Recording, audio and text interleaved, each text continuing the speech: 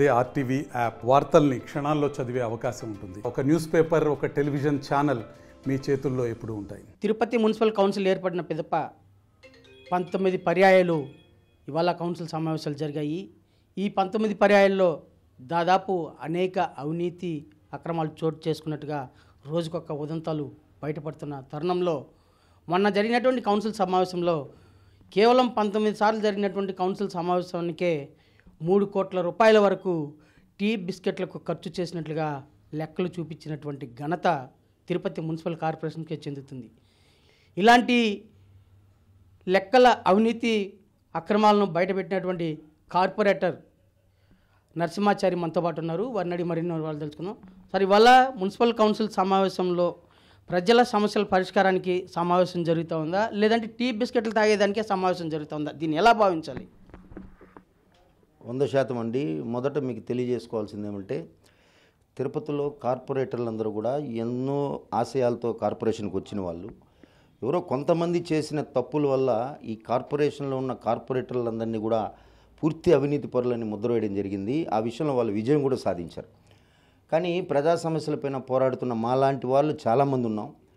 నిజంగా కూడా మేమైతే చాలా ఆశ్చర్యపోయాం. ఎందుకంటే మాకు వార్షిక బడ్జెట్ చెప్తారు.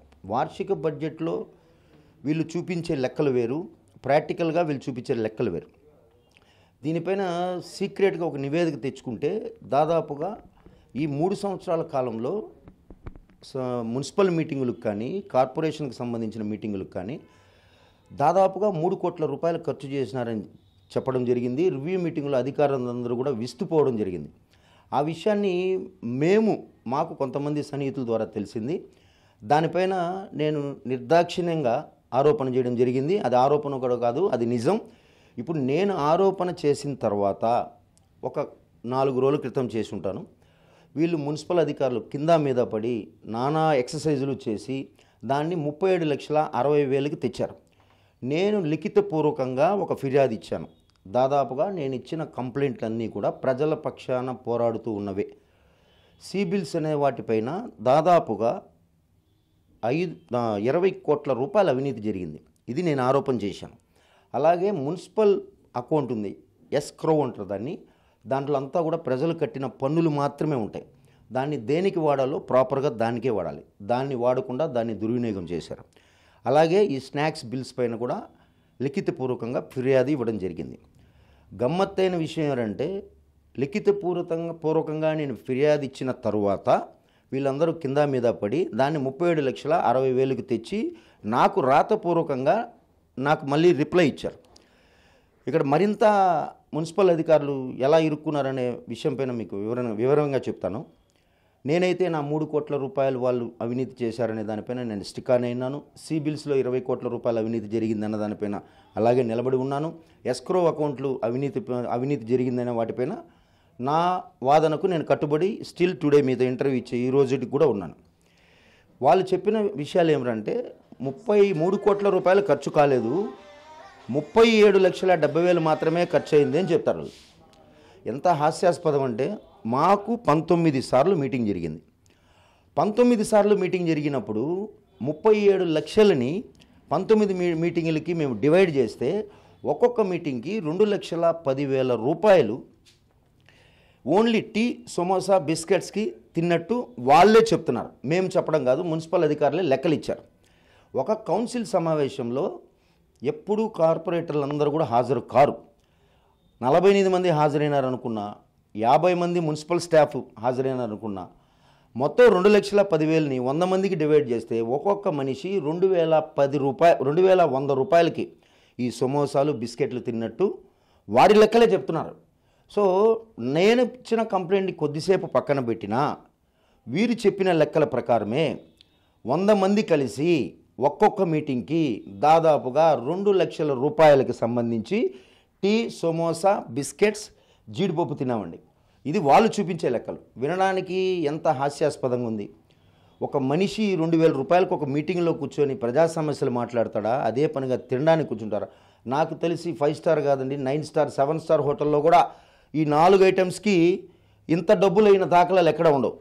సో ఇది పక్కన పెడితే నేను ఇచ్చిన లిఖితపూర్వకమైన రాతపూర్వకమైన ఫిర్యాదుకి ఇప్పుడు ఈ 37,70,000 రూపాయలు ఎవరో మహానుభావుడు లేదా దాతో వచ్చి మీరు కార్పొరేటర్లు అందరూ కూర్చొని సమోసాలు బిస్కెట్లు తినండి నేను 40-50 లక్షలు ఇస్తానంటాడా అన్నాడు. దీనికి ఒక కాంట్రాక్టర్ ఉంటాడు. సో ఈ కాంట్రాక్టర్ ఎవరు దాన్ని మెన్షన్ చేయలేదు.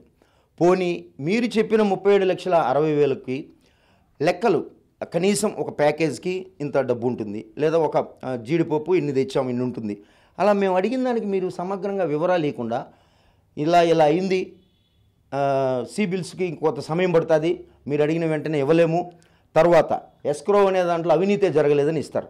బాధ్యతాయుతమైన ఒక మున్సిపల్ అధికారులు ప్రజల చేత పన్నులు కట్టుకుంటూ ప్రజల జీతాలతో బతికే ఒక కార్పొరేషన్ అధికారులు ప్రజలు అడిగిన ప్రశ్నలకి ఇలా నిర్లక్ష్యంగా సమాధానం ఇవ్వడం ఎంతవరకు కరెక్టో ప్రజలు ఆలోచించాలి. ఇది వాస్తవంగా కూడా మేమందరం కూడా తిరుపతి ప్రజల తరఫున పోరాడుతున్నాం. తిరుపతి ప్రజలందరూ కూడా దీనికి మద్దతుగా ఉండాలి. అవినీతిమయమైన ఈ కార్పొరేషన్ని ప్రక్షాళన చేయాలి. అవినీతిలో మునిగి తేలుతున్న అధికారులందరినీ వెతికి పట్టుకొని వాళ్ళకి తగిన విధంగా బుద్ధి చెప్పాలి, లేదా సస్పెండ్ చేయాలి, రిమూవ్ ఫర్ ది సర్వీస్ చేయాలి. ఇప్పుడు మున్సిపల్ కౌన్సిల్ సమావేశంలోనే మీరే తీర్మానం చేశారు, తిరుపతి నగరంలో తిరుపతి వాసులకు ఒక కొత్తదనం ప్రవేశపెట్టాలని చెప్పి డబుల్ డెక్కర్ బస్సులను ప్రవేశపెట్టారు. అది కేవలం ఇవాళ డబుల్ డెక్కర్ బస్సు రోడ్ల మీద తిరగకపోగా కేవలం షెడ్ అంటే మున్సిపల్ డంపింగ్ యార్డ్లో దాన్ని స్టే చేసేలా దాన్ని ఉంచేలా చేశారు. దీన్ని ఎలా భావించాలి? ఇవాళ దాదాపు 200 కోట్ల నిధులు ఆ బస్సుల కొనుగోలుకి వెచ్చించారని చెప్పి ఒక ఆరోపణ వస్తుంది. ఇది ఎంతవరకు నిజం? వాస్తవంగా చెప్పాలంటే డబుల్ డెక్కర్ బస్ అనేది ఒక వినూత్నంగా ప్రయోగం చేయాలనుకున్నాం. అందరూ ఆమోదించిన మాట వాస్తవం. ఎందుకంటే వినడానికి కొత్తగా ఉంది, హైదరాబాద్ నగరంలో మాత్రమే ఉంది, ఈ ఆంధ్ర ఉమ్మడి రాష్ట్రాల్లో ఎక్కడా లేదు. సో తిరుపతిలో తిరిగితే దీని ప్రతిష్ట మరింత పెరుగుతుందన్న ఆశపడ్డాం. కానీ వీటిల్లో వచ్చిన సమస్య అంతా కూడా ఈ బస్సుని తిరుపతి వాసులు ఉపయోగించుకుంటారా, ఈ బస్సుని కొనడానికి సంబంధించిన డబ్బుకి తగిన ప్రతిఫలం కార్పొరేషన్కి ఏమన్నా వస్తుందా అన్న విషయంలో కొంత తప్పుడడుగులు వేశాం. అందరూ కూడా పొరపాట్లు పడ్డారు. కొంతమంది మాలాంటి వాళ్ళు కూడా దీన్ని వ్యతిరేకించిన వాళ్ళం ఉన్నాం. అయితే కొత్తదనాన్ని ఇప్పుడు కోరుకోవాలి కాబట్టి దీన్ని ప్రవేశపెట్టడానికి మేము కూడా సానుకూలంగా ఉన్నాం. కానీ ఇంతటి నష్టాన్ని తెస్తుందని ఎవరు ఊహించలేదు. ఇప్పుడు మరొక అవకాశం ఏముందంటే గౌరవనీయులు రాష్ట్ర ముఖ్యమంత్రి చంద్రబాబు నాయుడు గారు ఉచిత ఫ్రీ బస్సులు ఏదో మహిళలకి ఆర్టీసీ బస్సులు పెట్టడానికి ప్రయత్నిస్తున్నారని విన్నాం. ఈ బస్సును కూడా వినియోగంలోకి తెచ్చి ఈ కార్పొరేషన్ ద్వారా నష్టపోయిన డబ్బుని ప్రభుత్వం ద్వారా ఏదన్నా కొంత దానికి జమ చేయగలిగితే మీ ద్వారా అప్పీల్ చేసుకుంటున్నాను రాష్ట్ర ముఖ్యమంత్రి గారికి. ఇలా చేస్తే ఏమన్నా కొంత నష్ట నివారణ చర్యలు జరుగుతాయని భావిస్తున్నాను. అంటే తిరుపతి మున్సిపల్ కార్పొరేషన్లో ఏ వర్క్లో చూసినా అవినీతి ఆరోపణలు వినిపిస్తున్నాయి. ఇలాంటి తరుణంలో మొన్న వేసినటువంటి మాస్టర్ ప్లాన్ రోడ్లన్నీ కూడా పాడైనాయి. ఇల్లు డబుల్ డెక్కర్ బస్సు ఇలాంటి ఏ పథకం చేపట్టినా నిరుపయోగంగా ఏ పరిస్థితికి నెలకొనేలా కార్పొరేషన్ తీర్మానాలు చేసిందని భావించవచ్చా? లేదండి, మాస్టర్ ప్లాన్ రోడ్లలో సంబంధించినంత వరకు తిరుపతిని విస్తరించాలి, తిరుపతిని మరింతగా పెద్దది చేయాలి. మరింతగా పెద్దది చేస్తే ఆ పన్నుల రూపంలో తిరుపతికి ఏమన్నా మేలు జరుగుతుంది, కార్పొరేషన్ ఆదాయం పెరుగుతుంది. ఇంతవరకే మా ఆలోచన అంతవరకే ఉండింది. తర్వాత దీనిలో లోపల లోడే కొద్దీ అనేక విషయాలు బయట వచ్చాయి. రోడ్లు నాణ్యత బాగాలేదని వాస్తవంగా చెప్పాలంటే మేము చూసినప్పుడు, టు బీ ఫ్రాంక్, మేము చూసినప్పుడు రోడ్డు బాగుంటుంది, ఓపెనింగ్ చేస్తాం, ఆ రోడ్డు పైన అలా బండ్లలోనో కార్లలోనో తిరుగుతాం. తర్వాత దాని నాణ్యత తర్వాత కదా బయటపడేది. సో వీటిల్లో కూడా కార్పొరేటర్లకు పాపం ఎటువంటి భాగం లేదు. అభివృద్ధిని కోరుకున్నారే తప్పితే అవినీతిలో మునిగి తేలాలని కార్పొరేటర్లు కూడా ఎవరు అనుకోలేదు. అంటే టీడీఆర్ బాండ్ల విషయంలో కూడా ప్రజలను మోసం చేశారు, అన్ని విధాలా వాళ్ళని డైవర్ట్ చేసి నిధులు కాజేశారు, వాళ్ళకి అన్యాయం ప్రజలకి ఎలాంటి న్యాయం జరగలేదని చెప్పి ఆరోపణ వస్తుంది. దీంట్లో కొంతమంది కార్పొరేటర్ల హస్తం కూడా ఉందని చెప్పి వాదిస్తున్నారు. ఎంతవరకు నిజమండి? కార్పొరేటర్ల హస్తం ఉంటే మీరు డైరెక్ట్గా టీడీఆర్ బాండు ఏ కార్పొరేటర్ పేరు మీద ఏదైనా ఉందా ఒకటి, లేదా ఈ టీడీఆర్ బాండ్లకు సంబంధించి ఎవరైనా డబ్బులు ఇచ్చుంటే ఏ కార్పొరేటర్లకు సంబంధించిన అకౌంట్లలో ఏమైనా డబ్బులు ఉన్నాయా, లేదా ఈ టీడీఆర్ బాండ్లని మధ్యవర్తిత్వం నేర్పిన కార్పొరేటర్ ఎవరైనా ఉన్నారా? ఇవన్నీ కేవలం అవాస్తవమైన ఆరోపణలు. అక్కడ ఏం జరుగుతుందంటే ఒక రోడ్డు వేసేటప్పుడు ఎవరో కొంతమంది అడ్డుపడతారు, మా భూమికి గ్యారంటీ ఏంటి అది ఇదని. అక్కడున్న కార్పొరేటర్ పాపం వెళ్ళి దాన్ని సముదాయించో లేదా మీకు టీడీఆర్ బాండ్ వస్తుందనో ఏదో ఒకటి చెప్పి రోడ్డు వేయాలన్న లక్ష్యంతో ముందుకెళ్తారు. కానీ తర్వాత ప్రభుత్వం పోయి ఆ టీడీఆర్ బాండ్లని రాకుండా పోయినాయి.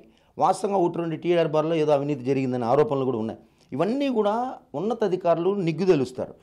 అదే నేను చెప్తాం, ప్రతిదానికి తిరుపతిలో కార్పొరేటర్ని విలన్ చేసేసినారు.